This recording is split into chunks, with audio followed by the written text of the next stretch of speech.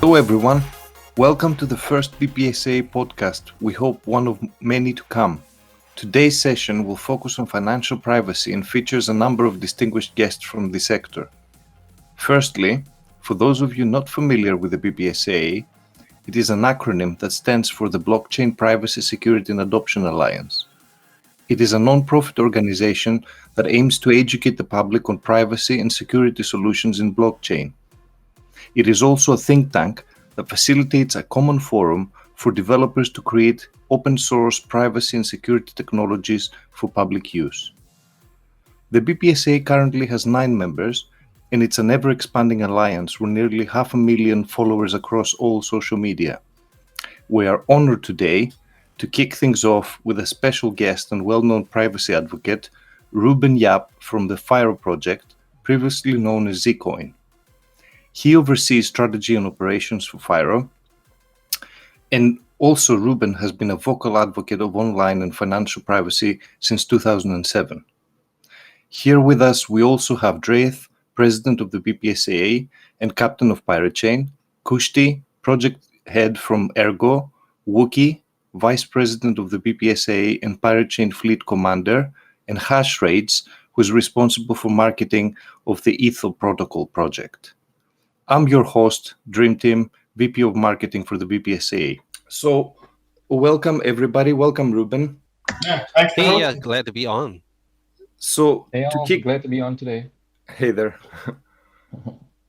So to kick things off, let's start with defining for the people listening to us, what is financial privacy?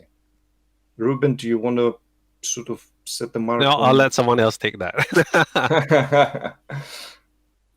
WOOKIE? Oh, okay. Well, if no one's going to say anything, I guess I will define it then. I mean, financial privacy is pretty self-explanatory. Like, how we all understand what data privacy is. Like, we don't want, it's the ability to make sure that our personal data is, we have the right to choose who to expose it to rather than everyone taking a look at our stuff. Similarly, with financial privacy, it's basically privacy over our financial matters. And that's really it. It's like, I don't want anyone knowing how much I earn, what I'm spending on. And these are very intimate, one of the most intimate things about our lives, right? Because, as they say, money makes the world go round. And just by looking at someone's financial history or the privacy, his expenditure, how much he earns, you get a very, very good picture of who this person is. And it also may put certain people at risk, right? Like maybe you are receiving payouts, you're relying on certain payouts from a certain organization, and you're revealing your connections to that organization. Or maybe I'm really, really rich and I don't want people to know that because, that makes me a target. So I think financial privacy is pretty self-explanatory, but yeah, I'll let anyone else who wants to add to that. Well, thank you for that. That was very informative. I think within that introduction, we kind of sort of covered, why financial privacy is important. But does anybody want to touch on, why financial privacy is particularly important when it comes to blockchain? Hey, it's HASHRATEZ here. I'll chime in real quick. The issue with financial privacy and the challenge we face at the BPSAA and also all crypto users is it's absolutely at odds with every single government on the planet.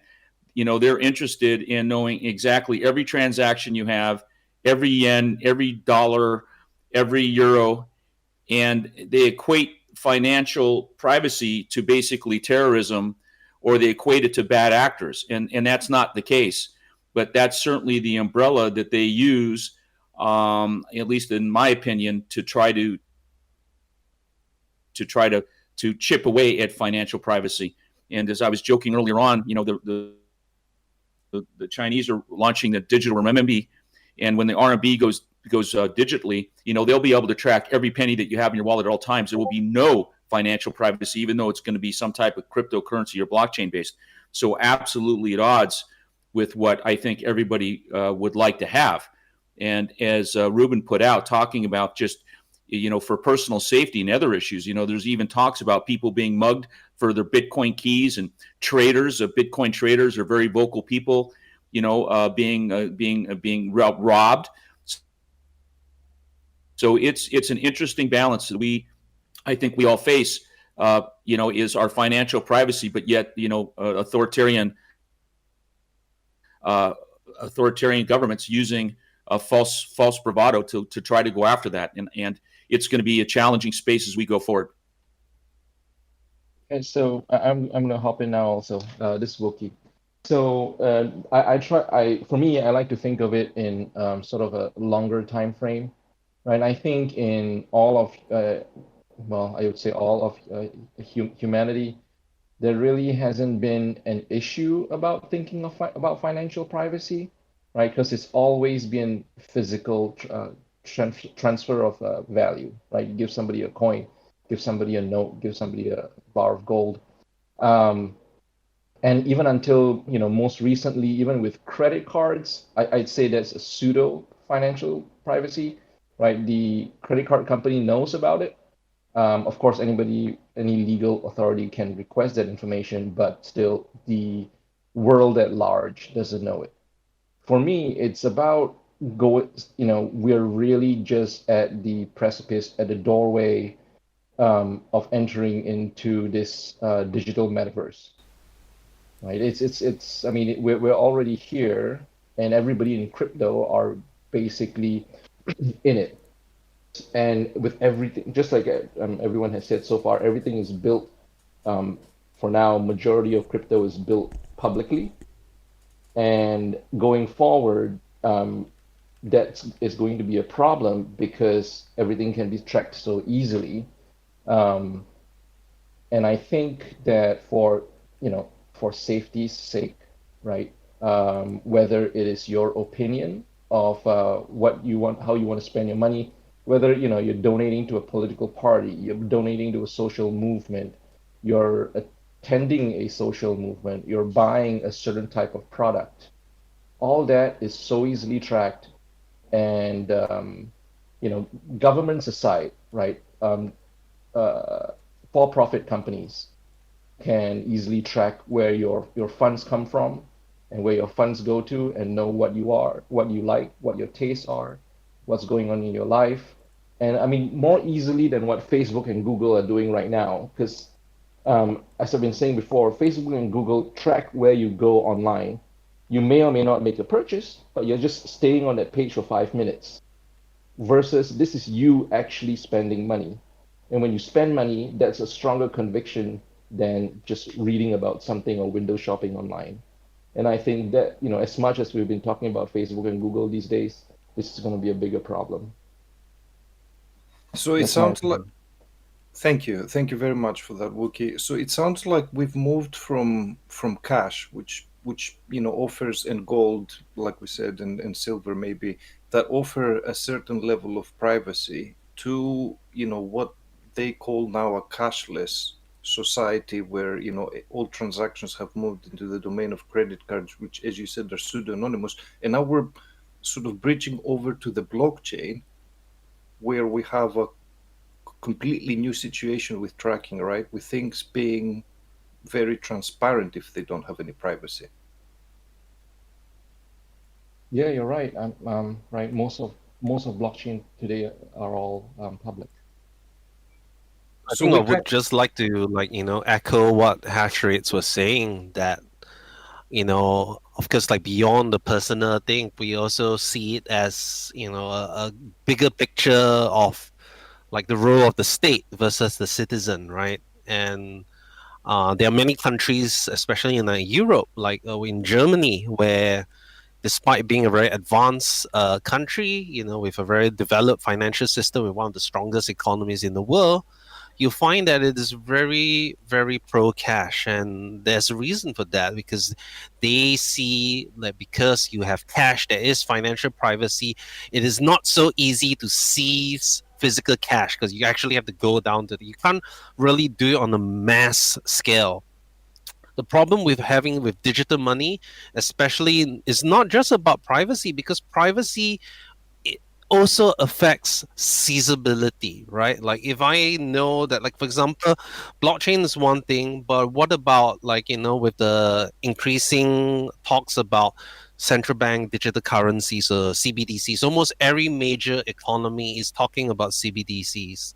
And that to me is personally very scary. Like, of course, it may start with good intentions and like oh yes, there's little cost to, like you don't have to move physical cash, but what it also means is that the ruling government can basically cut you off from the financial system at will, or and if you can see, like if you go into an authoritarian government, like how can you mount an opposition to a government that can cut you off your funding? So that to me is like a bit of a dystopian future. I mean, it sounds like a bit like, oh, I'm like a tinfoil hat, but I think it is a very, very real risk, and I think it will happen. I mean, we don't even have to look far. Like just what happened in Singapore, with the the COVID vaccination, where there's this trace together thing where you're supposed to, like, submit your location to help people with tracing, and it was supposed to be privacy focused. They're not going to use anything except for health reasons. Now they've expanded it to allow law enforcement access to it. So there always will be this creep, and I do think that surrendering financial privacy now will lead to creep until to the point that our money is no longer ours. So yeah, that's all I wanted to add to that. Okay, so we kind of established that, people in the fiat world right now, they have a level of privacy if they use cash. Once that cash goes into digital format, they kind of lose that privacy level. At least, it's pseudo privacy because, several organizations have access to those records of, transactions and habits of everybody. Um, Now, how are the governments and the corporations invading people's privacy right now? And how, maybe more interesting, are they going to do it or planning to do it once blockchain establishes itself maybe as the new financial system? It's a funny dichotomy, isn't it? The power of blockchain and the transparency of this open ledger gives it, that is the power, but at the same time now it's also the curse, right? If especially here in the United States, is the IRS, and they recognize that this $1 trillion thing called Bitcoin is actually for real and not going away. They're starting with FATCA and other financial compliance issues here with Coinbase and Gemini, these exchanges, complete KYC, on exchange KYC, which means wallet KYC, and it means off exchange wallet KYC. And the minute they have your wallet and they know the address, they can then track every single transaction you ever did. So in a way, it's while it has been an amazing thing to watch, at this point in time, it's the dream of the state, because now they can see everything that you do, and there is no privacy provided once they get that wallet address. You have coins like, I'd like to hear from the team here, coins like Monero, and you've got the pirate R coin here, which is private, and having transparent addresses and all that. And again, my point is not to say, oh, we're trying to hide money or money laundering, or we're all terrorists here trying to fund, subversive causes. It's just that how are we as an organization or as a community of cryptocurrency folks, how do we go ahead and maintain our privacy going forward? Because you will have disclosure statements, at least particularly here in the United States. And then furthermore, which I'd like to point out is, and this is really, I think, an interesting thing to think about, is, okay, we have Pirate Chain, we've got Zcoin or Zcash or whatever, we've got Monero, but in the IRS form here in the US, at least for our government form, if you lie on that form, it's a crime. So if they ask you, do you have a wallet address, and you don't tell them, or you say, no, you don't have cryptocurrency, that is a crime, and people go to jail for lying on that form. It's funny enough, you can steal money on your tax form, or you can do bad deductions or write things off that you don't have, and you pay a tax penalty. But if you don't tell the truth on the form, so we may technically be able to, quote, hide our wallets or hide our transactions, but what happens when we sign something every day that says, or every year, that says, I'm disclosing my financial X, Y, and Z to you? So technical privacy is going to be much different for us going forward than, let's say, legal privacy. I'd like to hear people comment on that. Yeah, so on question what corporations and governments are doing right now, I think the most scary thing is that we don't even know, right? So usually we know about some things in best case like a few years after, right? So in regards with Snowden revelations and so on, so it was about that. And so yeah, the worst thing is that we don't even know what they're doing right now. One quick thing I just wanted to add was, right, coming back to governments, I guess a broader sense is I've, just felt like governments should be working for the people as opposed to people working for the government, right? If we should retain the power or the rights to what we have and what we say, and we should be given the benefit of the doubt, is what I'm trying to say.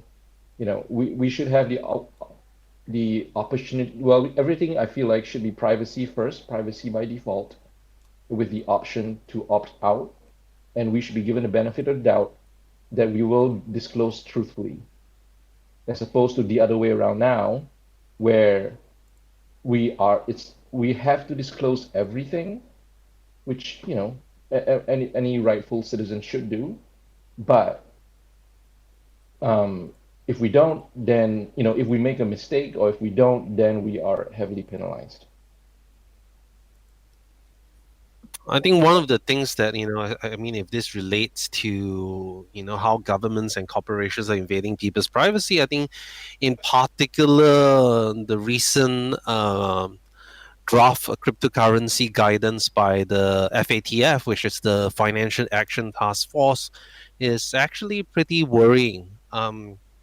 So just to give some background for those of you who aren't aware of the FATF, it's not, it's a global intergovernmental organization. Its membership includes most major nation states and the EU.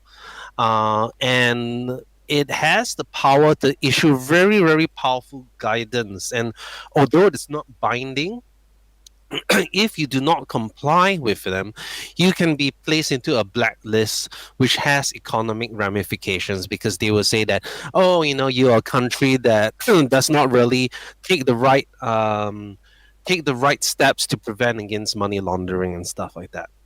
So previously, what they were saying is that they were introducing the idea of the travel rule. And the travel rule basically means that when you are transferring money from one regulated entity to another regulated entity, mostly custodians, you have to disclose who this money came from. And, I know some are like privacy purists and say, oh, yeah, there should be no disclosure. But, for entities that hold other people's money, like as custodian or like a bank, I'm quite okay with that, because they need to know who we are. I mean, if the bank knows who I am, I don't think it's possible to say like the bank doesn't know who I am. So they said that if you are transacting from one custodian to another, you have to give details of who this transaction came from.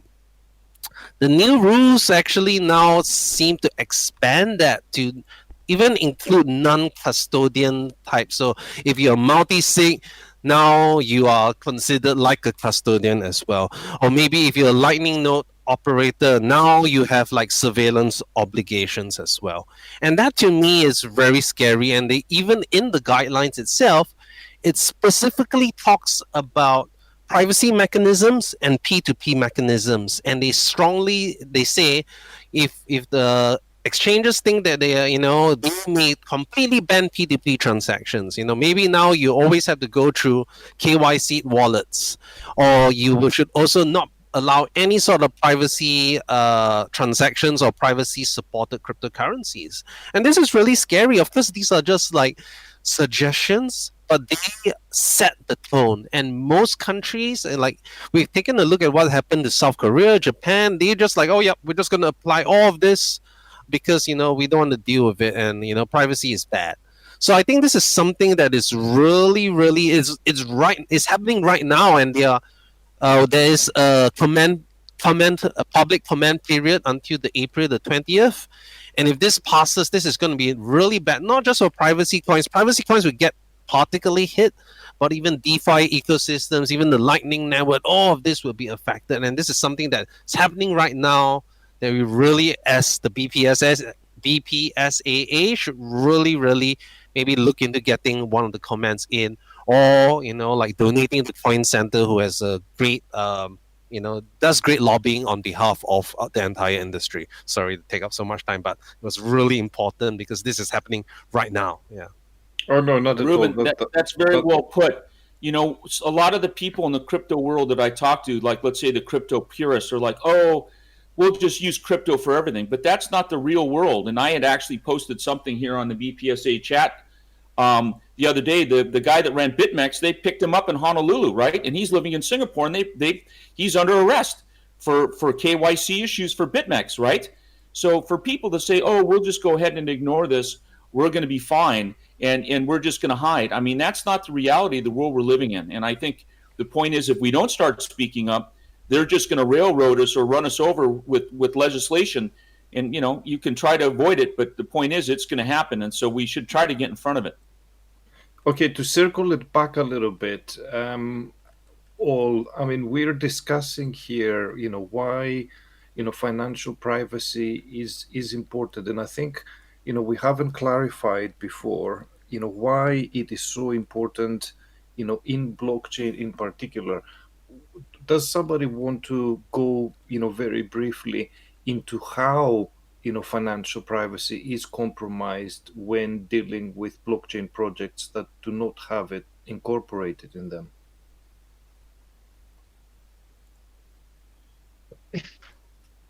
Well, I guess I'll just quickly answer that one. I'll give my opinion. So right, I guess the basic thing for starters is most blockchains are transparent.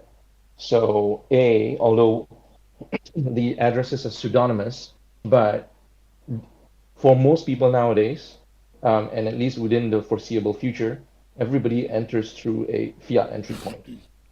And anybody with the means, and certainly with the legal authority to can track that to your fiat on-ramp or off-ramp and know who you are. But then within blockchain itself, there was I think a good summary yesterday on a YouTube interview with Crypto Rich.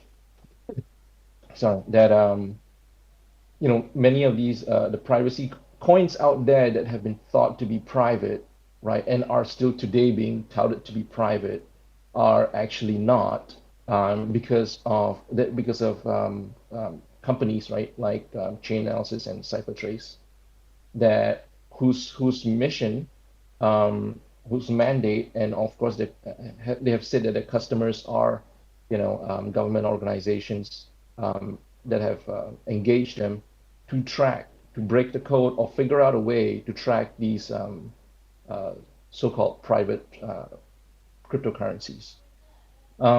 So that brings me to the point of optional privacy, right? And the issue with these that have been tracked, I'll just say them most notably. It's Zcash, and then there's another one that's talked about, Monero, but that's still a little up in the air, it seems. That they were able to track Zcash because of their optional privacy. So I believe, in my opinion, every currency that wants to be private needs to be private by default, so as to create a complete and closed system without any leaks.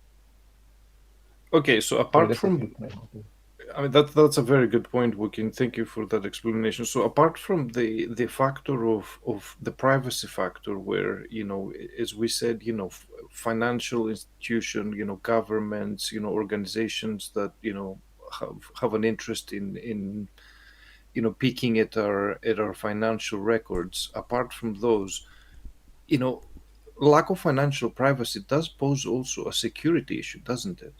Because if others or or many others are able to trace how many funds you have, then that puts you quite immediately at risk, right?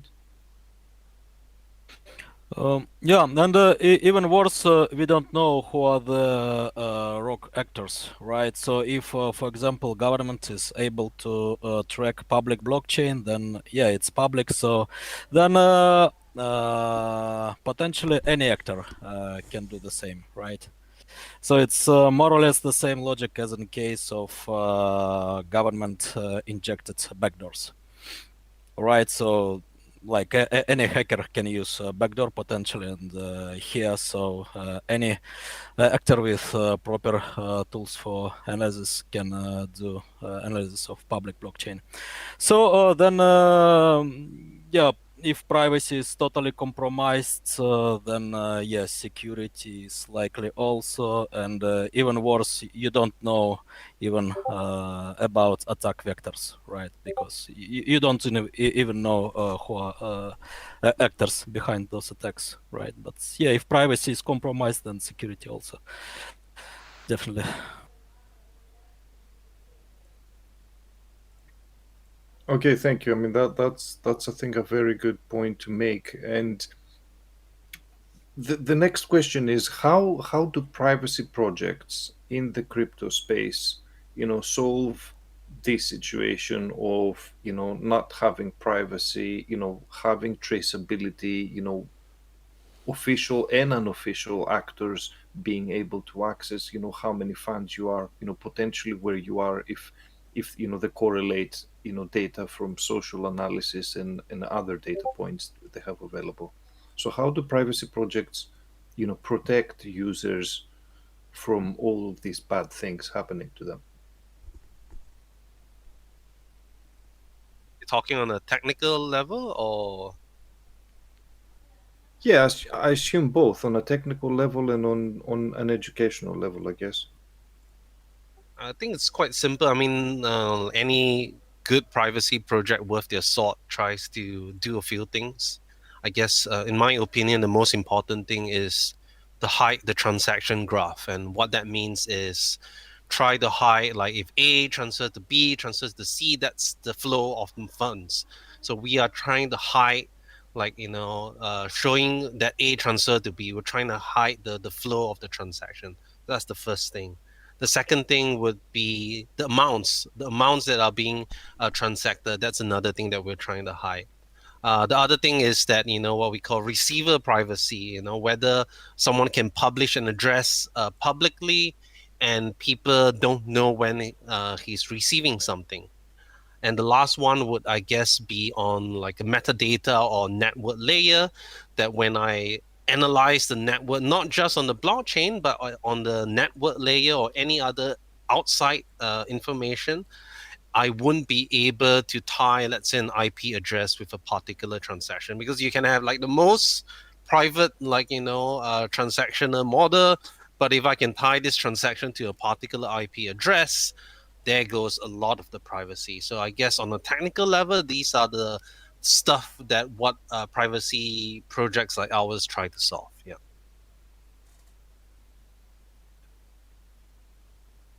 Thank you for those thoughts. I mean, the next question, I guess, is a very, very big one. And obviously, it's a point of contention amongst privacy coins in the industry. And that is, should everything be private? Yeah, let me try to answer. Because yeah, I'm co-developer in ERGO, which is not a privacy coin, right? But we have some advanced tools for privacy. So yeah, ideally it would be good to have complete privacy, right? But then we are losing usually about contractual capabilities of the blockchain, right? So it's quite not feasible with current state of cryptography to do powerful contracts and also complete privacy. And even more often it's and even more usually it's hard to formalize privacy, right? for such non-trivial cases. Even more, it's hard to formalize privacy leaks even for simple case often. Then you need to choose some balance, right? If you want to have we are willing to have an ERGO, money enriched with powerful contracts or contractual money, then in this case, you cannot have complete privacy with current state of cryptography. Also, you need to achieve as much privacy as possible. Right, so it's quite complicated game, and even if we are talking about privacy coins, so a lot of things to consider here, like security assumptions, right? Whether they're convincing. Is it okay if like 5 professors in the world just understands math behind crypto used, and so on. So a lot of tricky choices for both privacy and non-privacy coins. Is it feasible to have things such as reach lists? I mean, it fascinates me how you can actually go to a project, and in some projects, actually, people use their actual names as well, their real names, and there is a list of all the people that have the majority of the coins in that project. I mean, does that not sound like, the bank releases, a statement in which includes the biggest, depositors in that bank, and puts it in the front door so everybody walking in can see it? Isn't that a weird concept in blockchain? It may be weird, but at least it's your choice, right? I mean, if you decide to publish your wallet, it's your choice versus them forcing you to do it. Not necessarily know if it's a good idea, but at least I would think it's not done without somebody's bequest.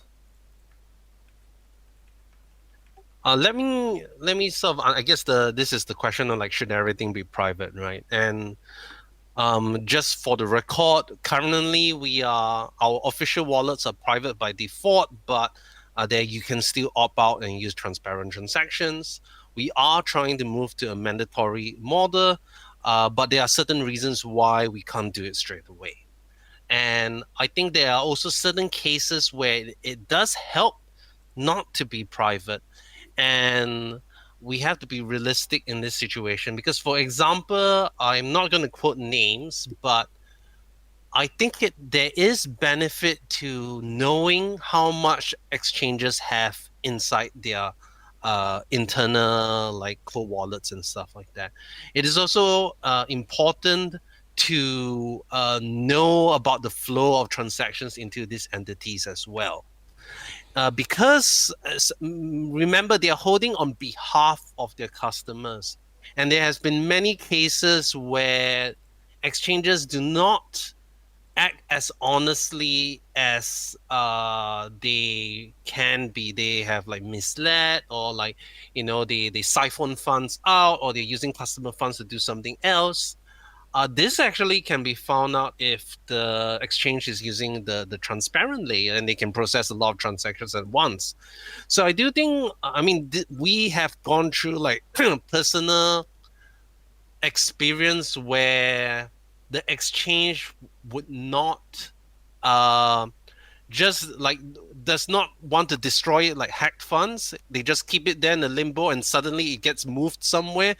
At least we can see that and ask them the question, right? If it was totally private, it'd be really hard to do that.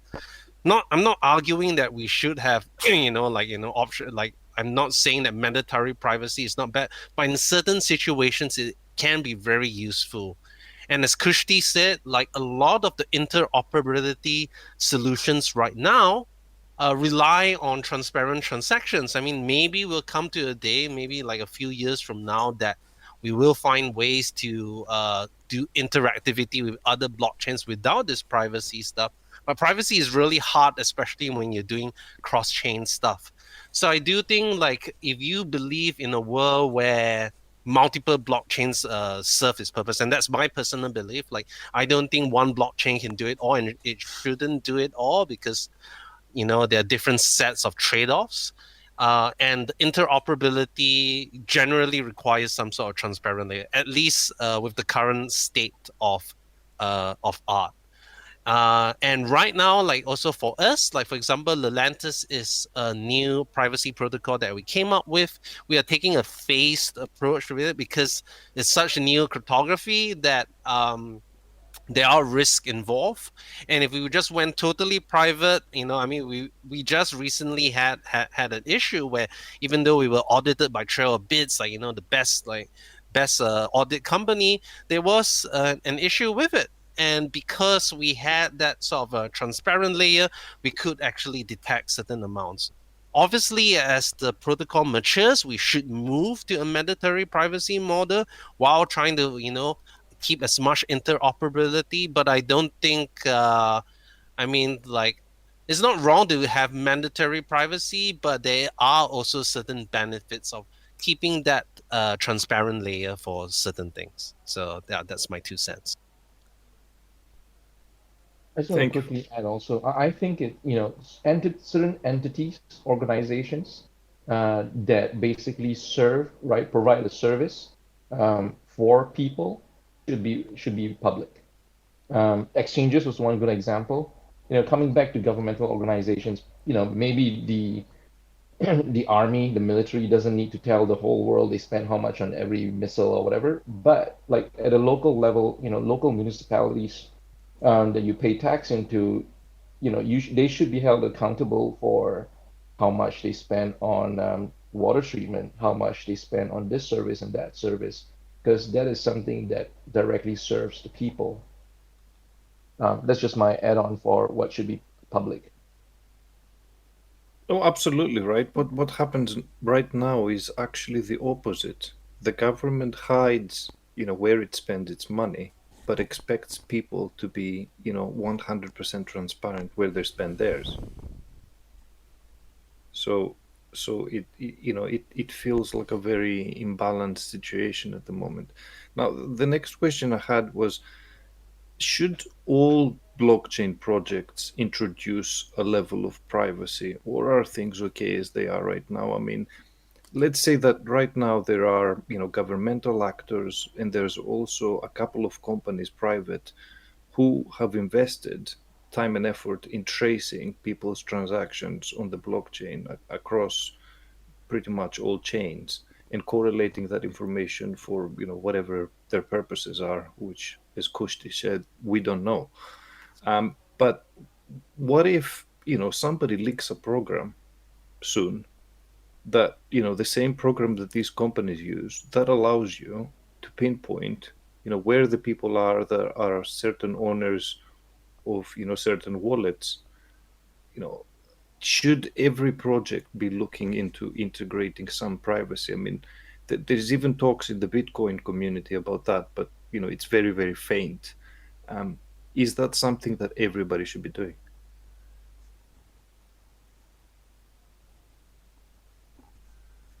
I think it really depends what your project is about, right? It is unfortunate that, like, if you seek to be a currency, I would say yes, definitely there should be an element of privacy. And it's very unfortunate that Bitcoin seems to be placing all their hopes on the Lightning Network, which is a very hub and spoke model.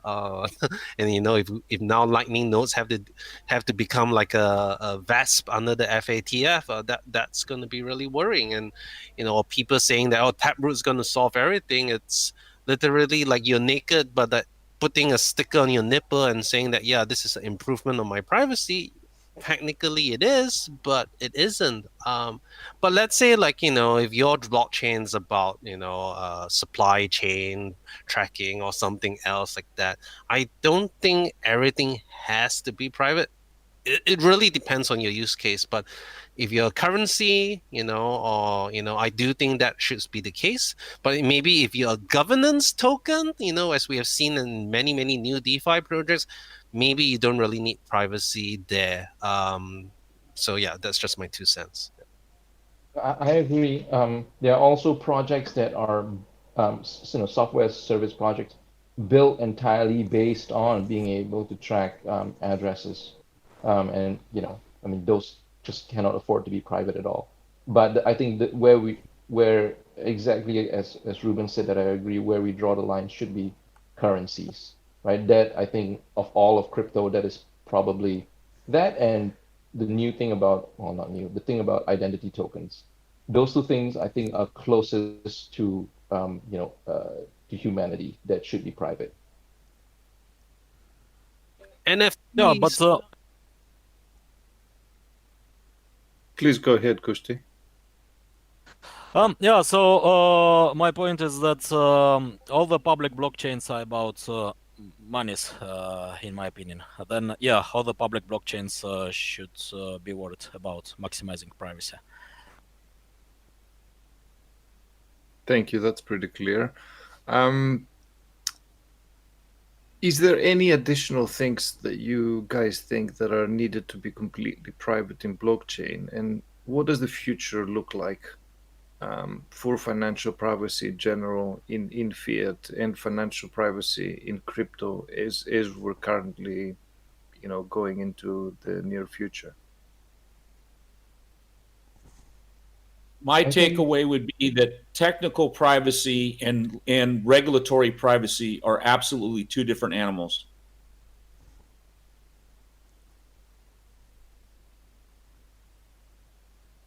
So they have to be treated in a different way and with lots of Without care. question. I mean, I think that the technology that we have at the BPSAA and the teams that we have and the coins and the blockchains we have, I think that everybody's really doing an excellent job on the technical side. But I don't think that that's the battle ahead. I think the battle that we have ahead is regulatory, like Reuben talked about, the travel rule and the FC, the FATCA rules. These are the things, whether it's in the United States or even globally, these are where the battle has to be. And I think, again, from a business perspective, in business development, which is my focus in life, the BPSAA, that's where we're going to be fighting our battles. While we may be all computer savvy and have great technology, I think that what this organization is going to have to take a leadership position in is really focusing on the regulatory battles. And it's not just the United States. For example, it was Switzerland and the Netherlands, of all places, that actually started off-chain KYC for wallets and custodial wallet reporting last year. The United States does not have that yet. They will be forcing Coinbase and Gemini and others to actually have, when you go to send your money off outside the exchange to an off-exchange wallet, they will start requiring KYC at some point. But that's already in place in the Netherlands and Switzerland. So it just isn't the United States. And I think that's really going to be the challenge. The technology and legal compliance are going to be two different battles. Yeah, I think Netherlands and I think Australia and a couple of other countries have totally, they have had pressure from the regulators to delist all privacy coins. And I mean, I'm quite surprised. I would have expected that from Asian countries, but I was pretty surprised that Australia and Netherlands just killed over so easily, and that's kind of unfortunate. So I like to ask the group. I've been having conversations recently with some of these second layer privacy networks, but that doesn't matter. It's the idea that should we, right? I think everybody agrees that we need to change the narrative on privacy. And you say the word privacy to any Joe Blow on the street, and the first thing they think of is, because they've been brainwashed all these years, that it's something nefarious. Should we be changing? How can we change the narrative? B, should this be from the government point of view, or more of like a hearts and minds, change the mindset of from the people up? Anybody have any? This is actually something that I've been thinking about a lot, and I don't have an answer yet, because obviously, it's fine to preach about privacy and the governments are like the big brother's gonna get us and stuff like that, and it's all very negative. It's very tinfoil hat. Yes, we're not tinfoil hat people, but we sound like it, like, oh, if we don't protect our privacy, this is going to happen to you, this is going to happen to you. And it's not a fun message. And obviously some people, yeah, privacy is serious stuff. But this makes it very, very unapproachable. I mean, our world is kind of like shitty as it is, and I feel that we have to somehow approach privacy in a way that is also fun, not just about, oh, like someone's going to get us, or like, the government's trying to screw us over, because that's a very negative way to view it. So I feel that, yes, as you said, there is already a negative implication about privacy, but privacy should also be fun. I'm trying to think about ways to make this fun, because, like, you may talk crap about what's happening in DeFi and saying that's all a bunch of rubbish, but there's a lot of stuff that they do right, like food tokens and stuff. Yes, it sounds rubbish, but it is fun. Or like, like even like Tari with their sort of like fancy emoticon addresses. It's fun. And I'm trying to find a way to change that messaging to not just be about, oh, protecting ourselves, we're going to get controlled by the government, or we're going to get robbed, into something a bit more that people can relate to, and that people feel it as a challenge to protect themselves. But I don't have an answer yet, but I'm keen to hear what everyone else has to say about that. Well, freedom is fun. Freedom is very much fun. It's probably the most fun of them all. So I just want to I guess chime in quickly to what Reuben just said, right? I completely agree. I think I personally I just don't like to approach things from a punitive or a negative point of view, right? That starts out with the wrong sentiment, with the wrong mindset, and that is more fear-based. I think it should be approached from a positive point of view, as in this is something of yours that you should treasure, right? Everybody's privacy, I mean. And then as far as the government side of it, Big Brother, of course, is one big argument. But the way I think about it is also, a lot of governments, act, well, I guess at least the U.S. government, or the Western world government, act based on lobbying pressures, right? And that's where money talks. And I think from the ground up, grassroots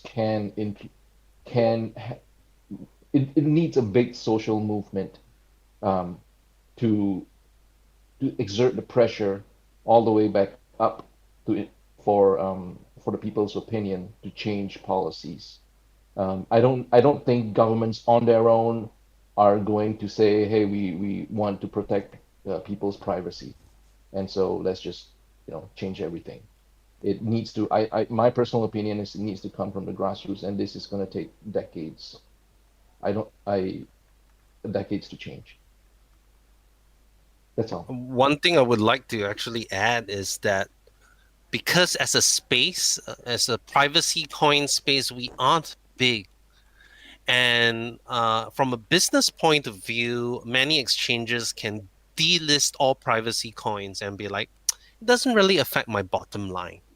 And that's unfortunately the reality of things, because the exchanges have to say that, oh yeah, am I going to add on the additional regulatory costs and legal costs of like defending against privacy coins and putting my exchange under scrutiny, even though I may like privacy, but from a business point of view, I'm going to delist privacy coins because we as a sector are too small. And that's why it is really sad, because like, let's say if Bitcoin and Ethereum and all this like large things start taking privacy seriously, because maybe that means that we're all out of a job, because then, well, what's the point of our chain then? But it also makes it, I think there's something that Roger Ver said, and I know Roger Ver is a very polarizing figure, but I think he was right that the best way to protect like Bitcoin or any cryptocurrency is to grow so big that regulation has to regulate around us rather than we seek like regulatory clarity. Like we become so big. Like take a look at what happened with Airbnb and Uber. Like if they just played strictly by the rules and asked the like regulation, or if like Satoshi said, hey, can I create Bitcoin? I think the answer would be no, right? So the why Bitcoin has succeeded, because it has grown so big that it becomes very difficult to control effectively. And hopefully, privacy projects would eventually grow to that size. I mean, right now we only have Monero, and then like Zcash is quite like far behind, and everyone else, like as a whole sector, we are very small. And if exchanges delist us or like people don't use us, people don't feel it. So hopefully, people value us and see it, but it is an uphill battle for us. Yeah. Hey, Reuben, the one thing, of course, from a technical standpoint, putting on my fun crypto hat, and that is the advent of DEXs, right? I mean, if I was Binance or Coinbase, I mean, they've got big business model taking on the world, but I mean, everybody's looking at DEXs. So I think it'd be interesting to see as the technology evolves where, for example, at Ether 1, we now have got we have our tokens wrapped over on Binance. We have them on SushiSwap. So we're wrapping tokens, not exactly private, that's for sure. But maybe there will be some type of privacy DEX or cross-chain ability where you can go ahead and you can have liquidity with not having to get registered in an exchange. I think that those type of solutions will happen quicker than the regulatory environment. I think that the people will figure out a way around it as you go to Coinbase or you go somewhere else and they say, oh, by the way, you can't send your money to that wallet. Do you give us the guy's passport, right? Yep, but if you take a look at the FATF, they're also starting to target DEX developers potentially, and that would be really bad as well. Yeah. I was going to just quickly add my little quick. I often like to say governments coerce and money persuades, right? So like you were saying about Bitcoin, it eventually became too big to fail. And so it's something that has to be worked with as opposed to enforced. So it sounds like adoption is quite a critical element here, isn't it? So the more people adopt, privacy coins and embrace privacy as part of something that they need to have in their lives, the more the potential for a better future. Definitely, and I think this is unfortunately, I think Pirate Chain has experienced this firsthand. Like it does require additional work for exchanges to integrate like Z2Z exchanges, and kudos to the exchanges that do it.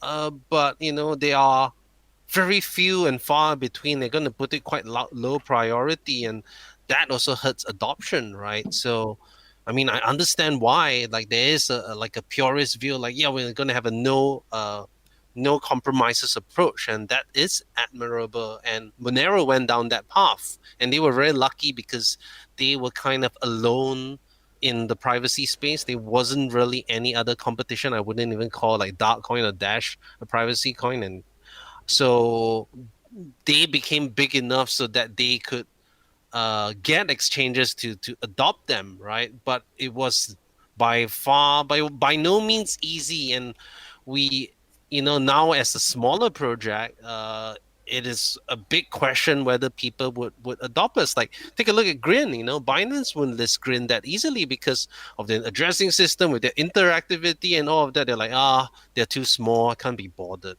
right? So this is something that's really real. We have a no compromise approach. We have everything private and make it not that easy for exchanges to integrate.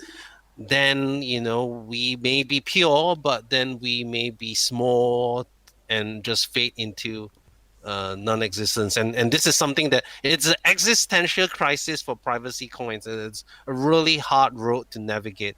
And so, kudos to Pirate Chain for taking the no compromises approach, but it is really hard. Like even for us, we would like to get there, but we are also realistic as to whether this will happen or not. And hopefully, as HashRateZ said, DEXs become the main way so that we don't have to be beholden to all this stuff. Yeah.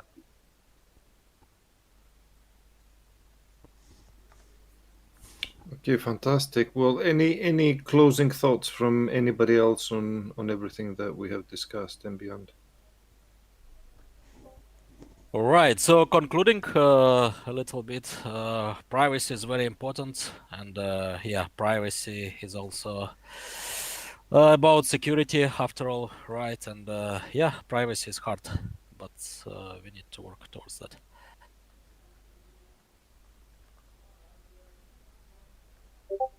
If no one else is saying, I do think blockchain privacy protocols are some of the toughest problems to solve, because we are essentially trying, like, a blockchain is meant to be transparent in nature, and we are trying to and globally verifiable. Adding privacy to that is not an easy time. How do you make something transparent yet private at the same time?